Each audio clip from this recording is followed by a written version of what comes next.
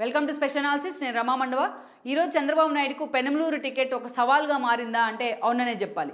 కృష్ణా జిల్లా ఉమ్మడి కృష్ణా రాజకీయాల్లోనే ఉమ్మడి కృష్ణా జిల్లాలో ఉన్న నియోజకవర్గాల్లోనే పెనమలూరుకి అత్యంత ప్రత్యేకత అయితే ఉంది.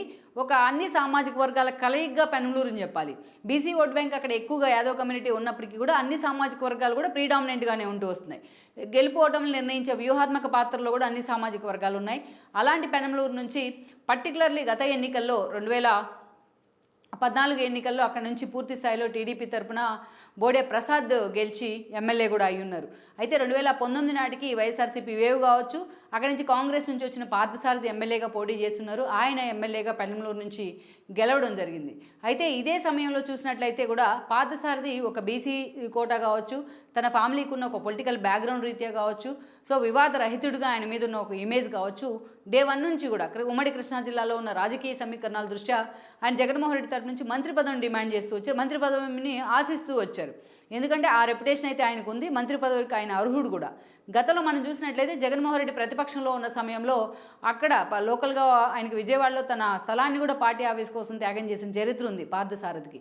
ఇక అలాంటి పార్థసారథిని మాత్రం జగన్మోహన్ రెడ్డి ఆయన మీద సేతుకన్నేశారని అనుకోవాలి.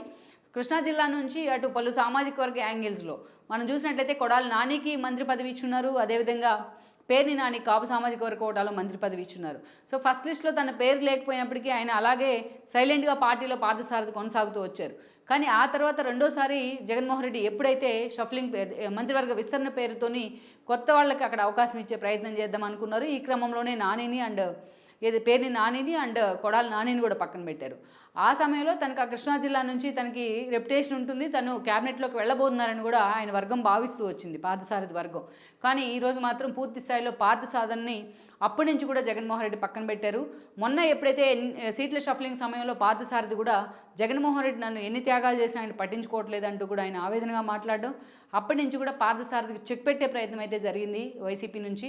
ఇక పార్థసారథి కూడా విత్ ఇమీడియట్ ఎఫెక్ట్ ఆయన టీడీపీలో చేరేందుకు కూడా సిద్ధమై ఉన్నారు. టీడీపీలో ఆల్రెడీ అఫిషియల్గా చేరడం ఒక్కటే, అధికారిక ప్రకటన ఒక్కటే ఈరోజు మిగిలిందనుకోవాలి. అలాంటి సిచ్యువేషన్లో ఆయన టీడీపీలోకి వచ్చినట్లయితే తన పరిస్థితి ఏంటి, ఆయనకు పెనమలూరు టికెట్ అనౌన్స్ చేస్తే తన పరిస్థితి ఏంటి అంటూ కూడా ఈరోజు బోడే ప్రసాద్ మాట్లాడుతూ వస్తున్నారు. ఇప్పటికీ ఆయన లోకేష్ని కలిసి ఉన్నారు, అధినేతను కలిసి ఉన్నారు, 2-3 రకాల రిప్రజెంటేషన్లు కూడా ఇచ్చున్నారు. ఇలాంటి పరిస్థితుల్లో తన సిచ్యువేషన్ ఏంటి అని కూడా ఆయన అడుగుతూ వస్తున్నారు. ఇన్ కేస్ పార్థసారథి కోసం తాను సీటు త్యాగం చేయాల్సి వస్తే తన పరిస్థితి ఏంటి, తన భవిష్యత్తు ఏంటి అనే అంశం మీద ఒక క్లారిటీ ఇవ్వాలనేది బోడే ప్రసాద్ డిమాండ్ అనే చెప్పుకోవాలి. ఇప్పుడు రాష్ట్ర వ్యాప్తంగా టీడీపీ జనసేనకున్న ఒక వేవ్ కావచ్చు, వాళ్ళిద్దరి కూటమితో ఓట్ల చీలిక జరిగే అవకాశం లేదు కాబట్టి పెనమలూరు సీటు ఎలాగైనా తను కొడతాననే ధీమాతో బోడే ప్రసాద్ ఉన్నారు. ఇక ఆఖరి నిమిషంలో పార్థసారథి లాంటి వాళ్ళు తనకు చెక్ పెట్టే ప్రయత్నం చేస్తే తన భవిష్యత్తు ఏంటి అనే ఆందోళనలో ఈరోజు బోడే ప్రసాద్ ఉన్నారని అనుకోవాలి. ఇన్ని రోజులుగా దాదాపు 2 నెలలుగా ఇలాంటి చర్చకు పెనమలూరు వేదికైనా ఎక్కడ చంద్రబాబు నాయుడు కానీ అటు లోకేష్ కానీ ఈ అంశం మీద క్లారిటీ ఇచ్చే ప్రయత్నం చేయకపోవడం మాత్రం అటు 2 వర్గాల్లో ఒక కన్ఫ్యూజన్ అయితే క్రియేట్ అవుతుంది. మరోవైపు నూజివీడు నుంచి పార్థసారథిని పోటీ చేస్తే ఎలా ఉంటుందనే ఒక సర్వే కూడా చంద్రబాబు నాయుడు చేయించుకుంటూ ఉన్నారనే చర్చ ఉంది.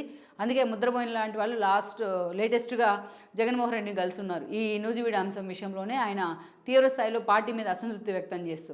సో నూజివీడి కనుక పార్థసారథిని పంపిస్తే పెనమలూరులో బోడే ప్రసాద్కి రూట్ క్లియర్ అయ్యే అవకాశం ఉంటుంది. అదే సమయంలో నూజివీడులో కాకుండా ఏదైతే ఆయన పార్థసారథిని పెనమలూరు నుంచే పోటీ చేస్తే అది బోడే ప్రసాద్ రాజకీయ జీవితానికి ఒక థ్రెట్ అయ్యే అవకాశం ఉంటుంది. మరి ఈ నెగోషియేషన్కు చంద్రబాబు నాయుడు ఎలా చెక్ పెట్టబోతూ ఉన్నారు? మరి ఇట్లాంటి పరిస్థితుల్లోని ఇలాంటి ఒక కన్ఫ్యూజన్ సిచ్యువేషన్లో ఈ రాజకీయ సమీకరణాల మధ్య ఈరోజు పెనమలూరు సీట్ అనేది టీడీపీ అధినేతకు ఒక సవాల్గా మారిందన్నది వాస్తవం. ఈ వీడియో మీకు నచ్చినట్లయితే please share, like and subscribe R24 Telugu.